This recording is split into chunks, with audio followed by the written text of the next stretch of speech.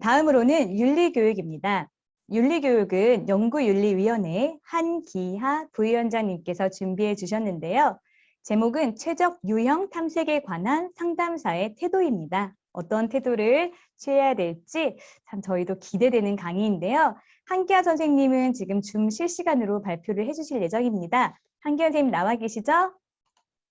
네, 그러면 윤리교육 청하여 발표 듣도록 하겠습니다. 예, 제 소리 잘 들리시나요? 예. 그럼 반갑습니다. 저는 이제 연구윤리위원회 부회장인 한기하라고 합니다. 예, 여러분 반갑습니다. 네. 오늘 발표를 할 텐데요. 생각보다 발표 내용에만 신경을 썼는데 제가 맡은 책임이 좀 무겁더라고요. 왜 무겁냐면은 시간을 잘 지켜야 안 그러면 다 밀리게 되기 때문에요. 시간대로 하는 게 좀 중요할 것 같습니다. 제가 한번 화면 공유 한번 드려보도록 할게요.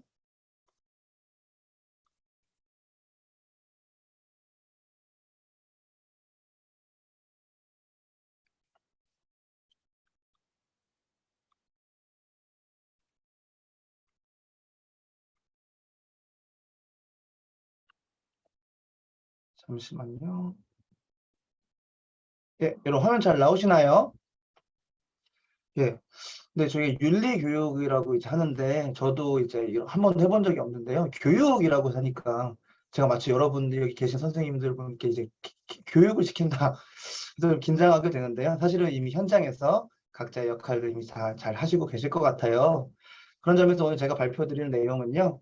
제가 좀 스스로 마주했던 딜레마를 어떻게 해소할 수 있을까에 대해서요. 참고 삼아서 들어주시고요. 여기에 대해서 다른 아이디어도 있으시면요. 편히 말씀해 주시면 오늘 15분이나 짧은 시간 의미 있게 되지 않을까 싶습니다. 그래서 최종 유형 탐색에 관한 상담사의 태도다라는 얘기로 제가 했는데요. 그 안에서 저는 이 두 가지가 좀 딜레마가 되는 경우도 있다라는 생각을 좀 많이 했습니다. 전문성이라는 것과요, 윤리적인 태도라는 것들이요, 가끔 충돌될 때가 있지 않겠느냐라는 게 제 생각인데요. 여기에 대해 더 구체적으로 뒤로 가서 한번 얘기해 보도록 하겠습니다. 저는 이런 사람이고요. 철학을 전공을 했고요. 현재는 심리유형학회, 한국심리유형학회 윤리학회 부위원장으로 있고요. MBTI 플러스 그 활용연구회 부회장으로 있기도 합니다. 그래서 저희 심리유형학회에서 유형심리 심리유형론을 가지고요. 상담에 여러분 임하실 텐데요. 다른 심리 상담과는 다르게요. 심리 유형론을 기반으로 하는 상담은요, 좀 특수성이 있다는 생각이 듭니다. 그 중에 하나는 유형 그 자체를 좀 파악하는 거. 요게 중요한 핵심이 되죠. 왜냐하면 내담자의 유형을 얼마나 우리가 이해를 해야 그것들을 기반으로 해서 내담자를 우리가 만나잖아요. 그런데 유형 상담을 했을 때 유형 그 자체를 파악하는 게 중요해지는 상담들이 좀 있습니다. 제 유형이 이런데 이래서 문제요가 아니라 제 유형 자체를 모르겠어요. 그런 경우들 여러분들 상담하시다 보면 있으셨을 거예요.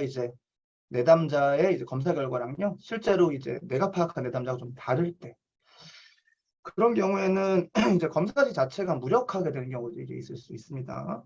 그래서 이미 많이 해봤는데요. 뭐 어떨 땐 ENTP 나오고요, 어떨 땐 ENTJ 나오고요. 그런 경우들이 있죠. 그럴 때는 유형 찾기 자체가 좀 중요한 목적이 되는데요. 그때 딜레마가 있습니다. 내담자가 스스로 생각하는 자기 유형과요, 상담사의 견해 사이에서요, 불일치가 존재할 때, 이것들이 항상 제일 까다로웠던 부분인 것 같습니다. 그때 문제는요, 이런 딜레마가 있는 것 같아요. 하나는 전문가니까 내가 본 것들을 내담자에게 잘 알려줘야 된다 라는 것 하나와 동시에 상담 윤리, 내담자 유형을요, 이거야 라고 강요해서는 안 되잖아요. 정당하게 찾아야 되는 부분들이 있죠. 되게 중요한 부분들입니다. 그 사이에서 어떻게 해야 될까? 전 항상 이런 부분들을 좀 고민을 많이 해왔습니다. 자, 그래서 포맨 매뉴얼 봐도요, 해석자의 성격 유형이 맞지 않으면은요, 해석자의 도움을 받아서, 그러나 동시에 스스로 찾아내고 결정할 수 있게 두 개가 사실은 잘 되면 좋은데 이제 성충될 때가 있죠. 상담사는요, 어떤 의미에서 이론적으로 좀 빠삭해야 되는 부분도 있습니다. 그리고 사례를 잘 설명을 해야 되고요. 내담자의 증언이 어떤 기능을 이어야 될 수 있는지에 대한 해석이 사실 있는 거. 이게 사실 전문성의 영역일 수 있을 것 같고요. 또 동시에 윤리적인 영역은요, 그 자율성을 확보하는 게 되게 중요하겠죠. 내담수 자연스럽게 받아들일 수 있도록, 강제하지 않을 수 있도록. 이게 아마 이제 윤리적인 영역이다. 저는 일단 요거 두 개를요, 좀 임의적으로 분리를 해봤습니다. 자, 그때 이제 전문가는 잘 아니까라는 것들이요. 그릇된 양성을 보여줄 때 우리 이런 태도들이 있는 것 같아요. 내가 당신 같은 사람 많이 봤는데요. 이런 유형이 분명합니다. 뭐 이렇게 얘기한다거나, 딱 봐도 이 유형이신 것 같은데 왜 이제 모르시죠? 뭐 라는 태도를 취한다거나, 또 저보다 뭐 MBTI 잘 아시나요? 제가 더 전문가인데요. 뭐 이렇게 얘기한다거나, 또 지금 당신 그렇게 얘기하는 것 자체가요, 이 유형입니다. 이런 식으로 접근하는 것이 가장 안 좋은 사실 방법이겠죠. 예. 분명 현장에서 이런 방식으로 접근하시는 분들은 없으실 텐데요. 오히려 이제 저는 가끔 제 스스로 생각하면서 이 유형 같은데 이렇게 얘기할 수는 없는데 이런 부분들을요, 제 스스로 한번 또 돌아보는 시간들을 많이 가진 적도 사실 있는 것 같습니다. 당연히 이제 이렇게 접근하면 안 되고, 그런 점에서 이제 MBTI가 오용되는 이유 중에 하나는요, 분명히 이제 그 사람의 유형을 마치 이제 관형 맞추기 게임처럼 이제 보는 경우들이 있는데, 그렇게 보면 이제 안 되지 않을까, 그런 생각이 좀 이제 듭니다. 그래서 마치 적중을 엄청 잘하는 게 이제 상담사의 중요한 이제 역량인 것처럼 분명히 중요한 부분들이긴 하나 그것이 목적이 되어서는 안 되겠다라는 생각이 좀 들고요. 그때 이제 윤리라는 건 사실 중요한 가이드라인이죠. 예, 이 윤리라는 것을 어기면서까지 이제 상담사 가지고 있는 견해를요, 이제 자극하게 되면 오히려 상담하지 않는 것보다 더 못한다라는 점에서요. 항상 이제 우리가 합의할 수 있는 거는요, 정당하게 져줘야 된다는 거, 이것도 동의할 수 있는 부분이지 않을까 싶습니다. 그래서 실제로는 상담사의 전문성과 윤리가 다른 게 아니라요, 전문성 안에는 이 윤리가 필요 조건으로서 반드시 포함돼야 된다. 이거 이렇게 얘기할 수 있을 것 같은데요. 다만 이런 부분들을 강조하게 되다 보면은요, 이런 문제도 있었던 것 같아요. 윤리적 원칙을 이제 오용하게 되었을 때는요, 자율성을 이제 보장하게 되느라 이제 뭐 이럴 수도 있고 저럴 수도 있겠죠라는 상담사의 애매한 태도가 또 가능할 수도 있고요. 동시에 뭐 누구누구님께서 그렇게 생각하신다면 뭐 외향이겠죠. 저는 뭐 잘 모르겠습니다만 이런 식의 지나친 거리두기 태도도 가능할 수 있을 것 같고요. 또 결국엔 자기 선택이니까요. 뭐 저는 그렇게 생각 안 하는데요. 뭐 그래 그렇게 받아들여 보십시오. 뭐 이런 식으로 좀 무책임하게 가는 태도도 동시에 가능할 것 같아요. 그때는 이제 내담자의 자율성을 보장하느라 아예 스스로 가지고 있는 견해나 이제 전문성도 또 버리게 되는 그런 양상도 이제 가능할 것 같습니다. 그럼 남은 문제는 뭘까라고 했을 때요. 윤리적 원칙을 위배해서도 안 되지만 내담자들이 상담사를 찾아오고 그 목적이 자기 유형을 특정하는 거라고 얘기한다면요. 인터넷에서 대충 보는 것 이상으로요. 어떤 것들 우리는 제공을 분명히 해야 된다. 그때 어떻게 해야 될까? 이런 고민을 항상 좀 하게 됩니다. 그래서 저는 항상 이런 부분들을 강조를 합니다. 이제 내담자의 자기 이해랑요, 유형 이해는 좀 다르다. 요거를 좀 강조를 하는 것 같습니다. 그래서 우리가 한 사람 유형을 이해할 때요, 이제 내담자분들한테 꼭 알도록 하고 싶은 거는요, 내담자가 스스로 알고 있는 자기를 사실 상담사보다 더 잘한다는 건 분명하잖아요. 그것과 상담사가 제안할 수 있는 유형을 추측해 줄 수 있다는 거는요, 다른 문제일 수 있다는 거. 좀 거기에서부터 좀 시작을 해야 된다고 생각을 합니다. 그래서 오히려 유형을 파악하는 것은 어떤 전문가 입장에서는 조금 더 쉬울 수 있고요. 내담자 스스로, 그리고 내담자가 상담사가 내담자를 이해하는 건요, 더 어렵지 않겠느냐. 저는 이런 비유를 좀 많이 듭니다. 우리가 길에서 어떤 강아지를 주어서 길렀을 때 그 강아지를 알게 되고 익숙해지겠죠. 그래서 밥도 주고 언제 어떻게 뭐 어떤 먹이를 좋아하고 습관은 뭐고, 그래서 서로 잘 알게 됐을 때도요, 그 강아지가 어떠한 종인지는 사실 모를 수 있다고 생각을 해요. 그때 이제 어떤 동물학자가 와가지고 요크셔 테리어예요 라고 얘기한다라고 했을 때 그건 되게 테크니컬한 영역이죠. 하지만 동물학자는 여전히 기른 그 강아지에 대해서요, 전혀 모를 수 있고, 그 두 가지, 내담장 스스로 알고 있는 자기 이해를 살리면서도 동시에 그걸 어떻게 분류하고 이해할 것이냐, 여기에서부터 시작하는 것들이 좋겠다 그런 생각을 좀 했고요. 그래서 순서로는 내담자의 스스로 잘 알고 있는 자기와 더 밀접한 스스로에 대한 모습들을 들어야 되는 게 순서이겠고요. 그다음에 증언들을 분석을 이제 해야 되겠고요. 그래서 저는 이게 가장 중요하다고 생각하는데요. 내담자 스스로가 나는 이런 사람에서 문제가 있고 이런 것 같아요라고 얘기할 때도요. 그 사람의 주요한 기능이 나타내는 탁월성을 더 높이 세워줄 수 있는 그런 시선과 호기심이 좀 필요하다고 생각합니다. 그런 뒤에 유형을 권할 때는요. 단순히 동물학적인 관점에서 당신은 이런 유형입니다. 증거가 이렇습니다가 아니라요. 이 탁월성을 이해하기 위해서는 이 유형으로 봐야지만 저는 더 좋다고 생각합니다. 그런 방식으로 접근하는 건 어떨까라는 게 일단 저의 생각입니다. 그래서 증언을 분석하는 과정은요, 당연히 잘 필요하겠죠. 이건 상담사의 중요한 이제 유형 역동에 기반해서 저 온라인 상담을 하고 필기한 판서 내용인데요. 그래서 외양 직권이 이렇고 뭐 내양 직권이 이런데 둘 중에서 어느 쪽이 가까운 것 같냐라는 얘기들을 통해서 뭐 충분한 사례들을 이제 좀 수집을 당연히 해야 된다는 생각이 좀 듭니다. 그때마다 이제 이러니까 이런 유형이라기보다도요, 얘기를 듣다 보면은요, 내담자의 중요한 불안과요, 탁월성이 좀 연결되는 부분들이 좀 있는 경우들이 많다라는 걸 좀 많이 느꼈던 것 같습니다.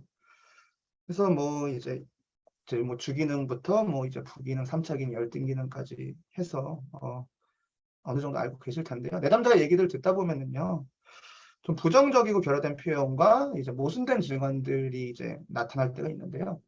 그 안에서도 사실은 이제 사람들 개인들이 가지고 있는 탁월한 모습들을 발견할 수 있었던 적이 있었던 것 같습니다. 여기에 대해서 조금 이제 저희가 좀 시간이 많이 없으니까요. 좀 주요한 예시 하나만 제가 좀 골라서 말씀드려 볼게요. 뭐 이제 모순된 증언들, 예를 들면은 뭐 ESTJ나 ENTJ 분들한테 이런 부분들이 많이 나타났던 적이 있었던 것 같아요. 예를 들면은 항상 지금을 즐기는 것이 못해서 힘들다. 늘 해야 될 것 때문에 바쁘다. 이런 얘기가 있습니다. 좀 쉬고 싶다는 거죠. 또 한편으로는 아무것도 안 하면 또 불안하다고 말씀을 하십니다. 가끔 이런 경우들도 있어요. 내가 너무 게으른 것 같다. 게으르다. 뭐 이런 얘기들을 하시는 경우도 있었습니다. 근데 그래서 어떻게 하고 싶다는 거예요? 쉬고 싶으시다는 거예요? 아니면 일을 더 하시겠다는 거예요? 그리고 정말로 게으르신 것 같으신가요? 뭐 이런 것들 접근하다 보면은요. 실제로 스스로 게으르다고 생각하지만 얘기들을 들어보면 사실 안 게으르신 경우들이 많았던 것 같습니다. 이제 ESTJ 분들은 주기능이 이제 외향사고형이시죠. 항상 뭔가 일을 추진하고 하지 않을 때 이제 뭔가 불안해하시고 이런 경우들도 이제 있으셨던 것 같은데요. 그때마다 스스로 게으르다고 인지하는 것 자체가 게으르다는 현상이 아니라 더 열심히 살아야 되겠다는 증거인 것처럼 보이는 경우도 있거든요. 이런 부분을 보면은 사실은 게으르다기보다는 계속 이제 힘있게 살려고 하는 그런 탁월성들을 발견할 때가 있습니다. 모든 유형들 얘기를 듣다 보면은요, 게으른 것 같아요. 근데 그 뒤에 보니까 사실은 더 열심히 살려고 하는. 또 사람들 사이에서 너무 힘들어요라고 할 때 더 들여다보니까 실제로 이제 뭐 ENFJ나 ESFJ들 분처럼요, 따뜻하신 분들은 사실 사람들이 더 많이 필요하고 그리고 그 사람들에게 도움을 주는 걸 통해 행복을 얻는 그런 탁월한 모습들이 보일 때가 사실은 있거든요.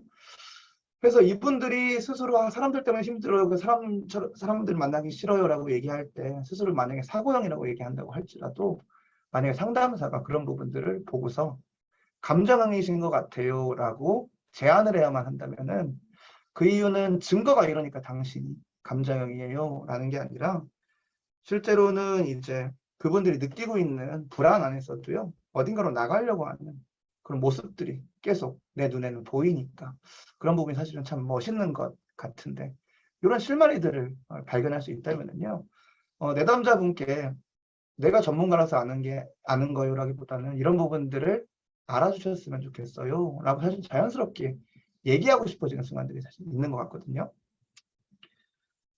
그래서 그 안에서 이제 모든 사람들 상담할 때 실제로 이런 부분들은 단점이 고치세요 이전에 왜 그 단점이 있기 전에 그렇게 살았어야만 했겠느냐, 그것들을 파악하고 그것을 감탄할 수 있게 된다는 거, 이것들이 선행하는 것이 중요하겠다. 저는 그런 생각이 이제 좀 들었습니다.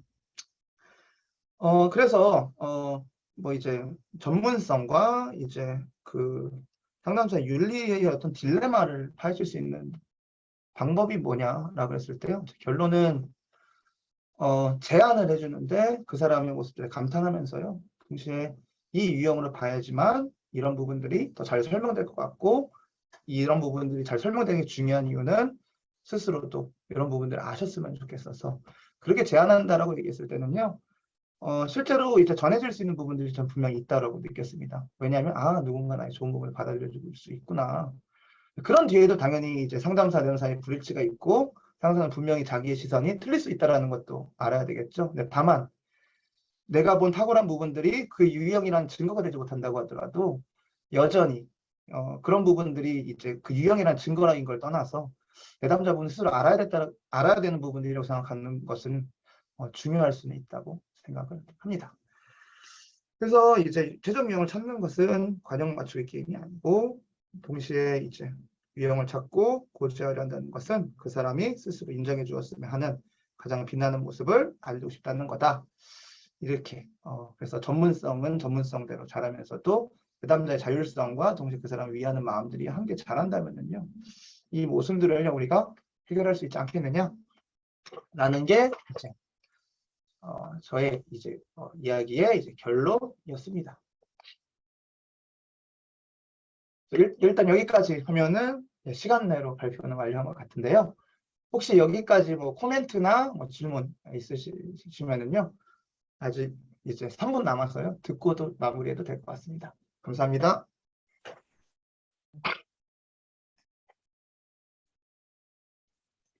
네, 한기아 부위원장님 감사드립니다.